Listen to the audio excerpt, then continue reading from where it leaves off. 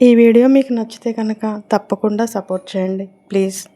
Hi friends, ఈరోజు మనం హవ్వ ఆదాము గురించి తెలుసుకుందాం.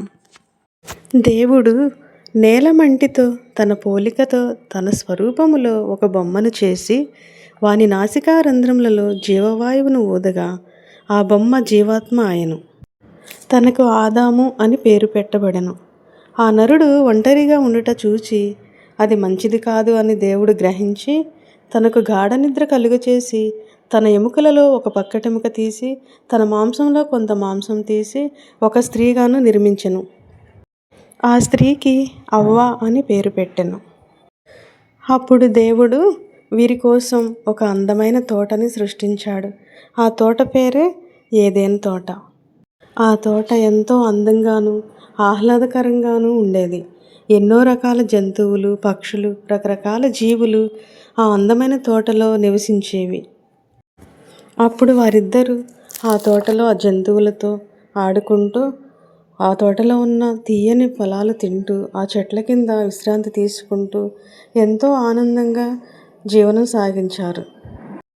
అప్పుడు దేవుడు వారిని పిలిచి వారికి ఇలా చెప్పాడు, ఇక్కడున్న ఏ ఫలాలైనా మీరు తినొచ్చు, కానీ ఆ మధ్యలో ఉంది జీవవృక్షం, దాని ఫలాలు మాత్రం మీరు తినకూడదు అని చెప్పాడు.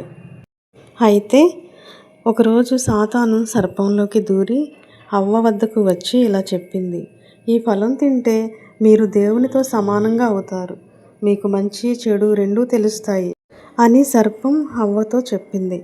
అప్పుడు అది అవ్వకి బాగుంటుంది అనిపించింది. ఆమె ఆ ఫలాన్ని తింది. తర్వాత ఆ ఫలాన్ని ఆదాముకి ఇచ్చింది. అతడు తిన్నాడు. వాళ్ళు తప్పు చేశారు అని తెలుసుకున్నారు. వాళ్లకు సిగ్గు తెలిసింది. ఇంతకుముందు ఎప్పుడూ వాళ్ళకు అలా అనిపించలేదు. దేవుడు వాళ్ళను పిలిచినప్పుడు వాళ్ళు పొదల చాటున దాక్కున్నారు. దేవుడు చెప్పిన మాటను వాళ్ళు విననందున దేవుడు చాలా బాధపడ్డాడు. ఎందుకు ఇలా చేశారు అని దేవుడు వారిని అడగగా వారు ఒకరి మీద ఒకరు నిందలు వేసుకున్నారు.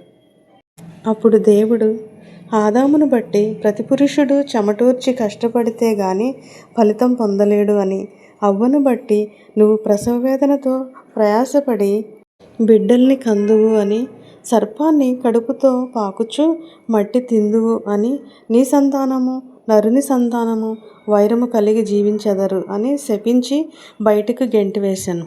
విన్నారు కదా ఫ్రెండ్స్, దీన్ని బట్టి మనకేమర్థమైంది? మనం ఎంతో జాగ్రత్తగా జీవించాలి. దేవుని యందు భయభక్తులు కలిగి జీవించాలి.